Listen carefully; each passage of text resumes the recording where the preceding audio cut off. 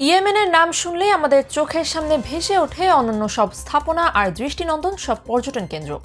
আর এই তালিকায় বিশেষভাবে জায়গা করে নিয়েছে ইয়েমেনের বুকে গড়ে ওঠা আল সালেহ মসজিদটি।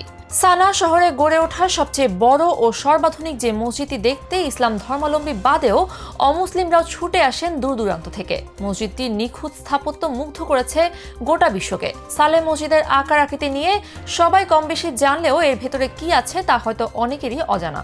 মসজিদটির ভেতরের কারুকাজ আর সৌন্দর্য এতটাই জমকালো আর আড়ম্বরপূর্ণ যে তা হার মানাবে সাধারণ মানুষের কল্পনাকেও। আর এই মসজিদের জানা অজানা সব তথ্য নিয়ে আমাদের আজকের আয়োজন। বিশ্বের এমন খুব কম মসজিদই আছে যেখানে একদল প্রশিক্ষণপ্রাপ্ত কুকুর নিয়োগ দেওয়া হয়েছে সুরক্ষা নিশ্চিত করতে।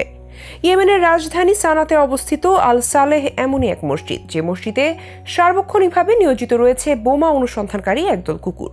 তবে এসব কুকুরের অনুমতি নেই মসজিদের ভেতরে ঢোকার। ইয়েমেনের সবচেয়ে বড় ও সর্বাধুনিক এই মসজিদটি গড়ে ওঠে 2008 সালে। আল সালেহ মসজিদ রাষ্ট্রপতি ভবনের কাছে দেশের বৃহত্তম কুচকাওয়াজ ক্ষেত্র আল সাবিন স্কোয়ারে অবস্থিত। স্থানীয়ভাবে সুপরিচিত বাইত জোহরার পরিবারের কাছ থেকে অধিকৃত বিশাল জমিতে মসজিদটি নির্মিত হয়। মসজিদের কাছে বিনোদনের জন্য ফান সিটি নামে একটি উদ্যান রয়েছে। বিস্তৃত উদ্যান, সবুজ প্রাঙ্গণ এবং হাজার হাজার যানবাহনের জন্য সুপরিকল্পিত পার্কিং ব্যবস্থা মসজিদটির সমন্বিত ও পরিকল্পিত পরিষেবার অংশ। মসজিদে জামায়াতের নামাজ আদায় সহ অন্যান্য কার্যক্রম জাতীয় টেলিভিশন নেটওয়ার্কের সম্প্রচারের মাধ্যমে সরাসরি দর্শকদের কাছে পৌঁছে দেওয়া হয়। কথিত আছে যে এই জমির মালিক মসজিদের জন্য স্বল্প মূল্যে জমি বিক্রি করতে অস্বীকার করেন এবং ফলশ্রুতিতে মালিকের ছেলেকে অপহরণ করা হয়। 3 মাস পর তিনি জমিটি স্বল্প মূল্যে বিক্রি করতে রাজি হলে তার ছেলেকে মুক্তি দেওয়া হয় ওই ফান সিটি উদ্যানের পাশে। খোঁজ নিয়ে জানা গেছে যে ইয়েমেনের চরম আর্থসামাজিক দুর্ব্যবস্থার মধ্যেও বিপুল অর্থ ব্যয় মসজিদটি নির্মাণের জন্য রাষ্ট্রপতি সালেহ ব্যাপক সমালোচনার সম্মুখীন হন। জাতিসংঘের হিসাব অনুযায়ী সে সময় দেশটিতে 42% জনগণ দারিদ্র্য সীমার নিচে বসবাস করছিলেন এবং তাদের প্রতি 5 জনে একজন অপুষ্টির শিকার ছিলেন। মসজিদটি নির্মাণ চলাকালেও বেশ কয়েকটি দুর্ঘটনা ঘটে। বেশ কয়েকবার মসজিদের মিনারগুলো ভেঙে পড়ে এবং এর ফলে কিছু লোক মারাও যান। তবে এত সব বাধার পরও আজ বিশ্বের বুকে অন্যতম নান্দনিক স্থাপনা হয়ে দাঁড়িয়ে আছে সালেহ মসজিদটি, যে মসজিদের ছবি এখন ব্যবহার করা হয় ইয়েমেনের মুদ্রা ও রিয়ালে।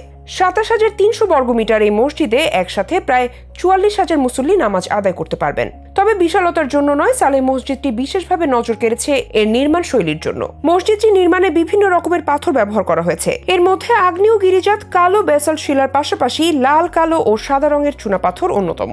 মসজিদ ভবনের সৌন্দর্য এবং স্থাপত্যের বিশালতার জন্য একে কখনো কখনো মক্কায় অবস্থিত মসজিদুল হারামের সাথে তুলনা করা হয়। আল সালেহ মসজিদ ইয়েমেনি ও ইসলামী স্থাপত্য শৈলীর সংমিশ্রণে নির্মিত। মসজিদটির গঠন শৈলীকে অনেক সময় হিমিয়ার স্থাপত্য শৈলীর হিসেবে উল্লেখ করা হয়। এখানেই শেষ নয়, মসজিদের দেয়ালে পবিত্র কোরআনের আয়াত খোদাই করে লেখা হয়েছে। মেঝের কার্পেটগুলোতে সূক্ষ্ম নকশা ফুটিয়ে তোলা হয়েছে। ভবনের বিশাল আকার ঝাড়বাতিগুলোতেও ফুলেল ও বর্ণিল নকশা বিদ্যমান। 3 তলা বিশিষ্ট মসজিদ ভবনটিতে কোরআন মজিদ শিক্ষার জন্য একটি মহাবিদ্যালয়ের পাশাপাশি একটি গ্রন্থাগার এবং 2 ডজনের অধিক শ্রেণীকক্ষ রয়েছে। শ্রেণীকক্ষগুলো অন্তত 600 শিক্ষার্থী ধারণ করতে পারে। মসজিদে মহিলাদের জন্য 3টি বৃহৎ কক্ষ রয়েছে। মসজিদটিতে আধুনিক কেন্দ্রীয় শীতাতপ ও শব্দ নিয়ন্ত্রণ ব্যবস্থার পাশাপাশি ভবনের সুরক্ষা নিশ্চিত করার জন্য সর্বোচ্চ নিরাপত্তা ব্যবস্থা রয়েছে। ইবাদতের জন্য মসজিদটি নির্মিত হলেও পরিদর্শন ও পর্যটন কেন্দ্রে পরিণত হওয়ায় বর্তমানে সকল ধর্মের মানুষের জন্য উন্মুক্ত করা হয়েছে সালেহ মসজিদটি। এখানে নিয়মিত হাজারো মানুষের সমাগম ঘটে।